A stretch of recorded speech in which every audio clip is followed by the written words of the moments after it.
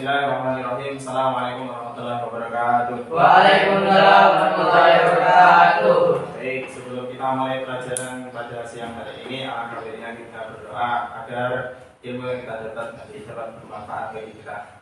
Berdoa mulai. Bismillahirrahmanirrahim. Allahumma arzuqna fahman nabiyina wa ibtal mursalina wa idaman malaikatil muqarrabina bi rahmatika ya arhamar rahimin. Allah. Nah, cukup. Baik. Selanjutnya pada siang hari ini kita membahas tentang pelajaran materi fikih, yaitu fikihnya tentang apa? Tentang najis. Baik, langsung saja. Pembahasan di sini najis. Secara definisi itu menjelaskan tentang perkara yang menjijikkan. Jadi setiap perkara dianggap orang kalau itu menjijikkan maka dianggap najis. Contoh kecilnya seperti nanah. Nanah kalau di sini kan banyak nanah. Nanah itu seperti kucing. Itu dihukumi najis. Nah, terus untuk najis ada pembagiannya, ya. Najis terbagi menjadi tiga. Najis terbagi menjadi tiga. Yang pertama ada najis mughalladzah. Najis mughalladzah. Yang kedua ada najis mukhafafah. Najis mukhafafah. Ketiga ada najis mutawasito.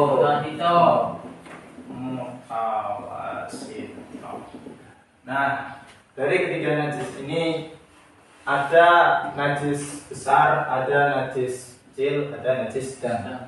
Nah, kita bahas yang pertama ada najis mughalladzah. Najis mughalladzah ini bisa disebut najis besar. Kenapa kok bisa? Karena statusnya memang agak lumayan ribet menghilangkannya. Najis mughalladzah itu najis besar. Contohnya seperti apa?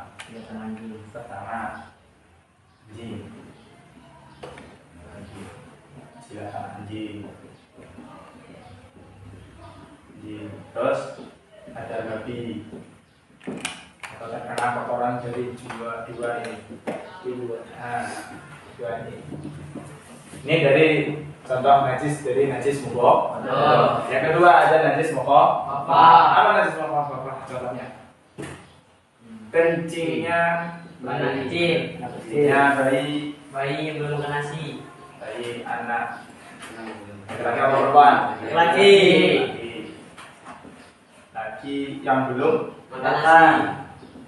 Belum genap 2 tahun dan sebelum makan nasi.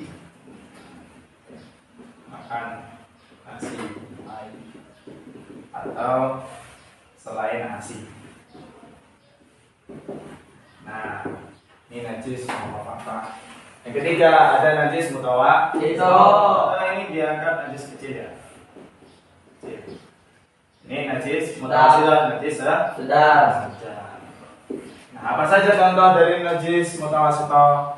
Ada darah. Terus Kencing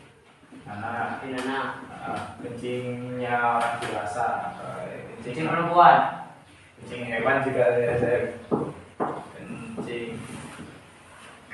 Kencing gitu ya.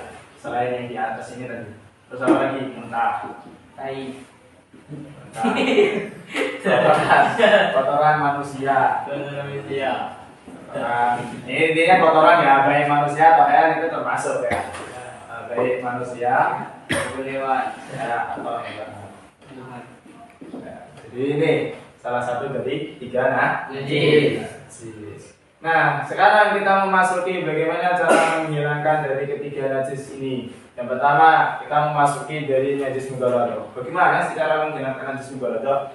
Najis mughalladzah itu cara menghilangkannya simpel. Walaupun kalau orang yang nggak tahu ya nggak tahu. Jadi ini yang pertama, kalau misalnya pakai wadah, simpel pakai wadah. Siapkan 7 wadah aja. Contohnya, misalnya contoh di sini lengan kita ini terkena jilatan anjing. Nah, caranya menghilangkan, siapkan 7 wadah. Dari 7 wadah ini salah satunya diisi air suci dan salah satunya dicampur dengan debu. Cara menghilangkan gimana? Dibasuh. Cukup air dan basuh. Pertama, bahasan pertama. Boleh campuran debu itu digunakan di awal, di tengah-tengah atau di akhir. Tapi lebih baiknya di tengah. Supaya apa? Semua kotoran hilang. Yang pertama, bahasan pertama air biasa. Jadi 1. Yang kedua, ya. Nah, yang keempat ini campuran debu yang tadi. Nomor 4, 5, 6, 7 besar. Ini sudah dianggap suci. Nah, bagaimana jikalau ketika kita terkena anjing ketika kita kena kotorannya anjing atau babi? Caranya kita hilangkan dulu jenis dari kotoran itu sampai bersih.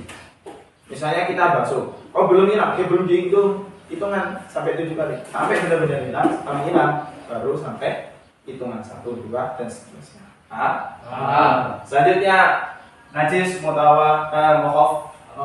Cara menghilangkannya untuk najis ini, ya contohnya seperti kencingnya bayi laki-laki yang belum berumur 2 tahun dan belum makan nasi atau selain nasi. Cara menghilangkannya cukup dipercikan air suci. Jadi misalnya sini ada siprekan kencingnya air bayi, cukup dipercikan. Ya, itu cukup sudah suci. Yang ketiga ada najis mutawasito. Nah, ini najis mutawasito ini terbagi menjadi 2. Ada najis hukmiyah, ada najis ainiyah. Najis hukmiyah itu apa? Najis yang tempat najisnya tanpa ada sifat-sifat najis yang wujudnya di sana baik berupa bau, warna atau rasa. Ini seperti contoh ya, kalau cara menghilangkannya itu najis hukmiyahnya yaitu dengan hanya mengalirkan air di tempat yang terkena najis saja. Sebenarnya contohnya seperti apa? Kalau najis hukmiyah ya tidak terlihat sifat bau ataupun rasa. Untuk air yang apa itu namanya? Air yang terkena najis cukup disiram sebelum. Selanjutnya untuk najis ainiyah, dia itu terlihat bau, warna dan rasa. Contohnya seperti warna. Cara menghilangkannya gimana? Cara menghilangkannya membasuh dengan air hingga sifat-sifat najis itu hilang. Contohnya misalnya di sini ada air kotoran ayam. Kotoran ayam kalau misalnya kalau di lantai cukup disiram sampai sifat-sifatnya hilang. Sekiranya sampai sini paham? Jelas?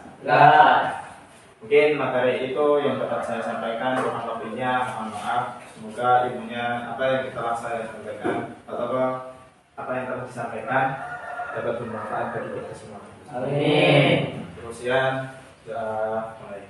Bismillahirrahmanirrahim. Wal asri innal insana lafi khusrin illa alladziina aamanu wa 'amilus shalihati wa tawassaw bil haqqi wa tawassaw bis sabr. Assalamualaikum warahmatullahi wabarakatuh. Waalaikumsalam warahmatullahi wabarakatuh.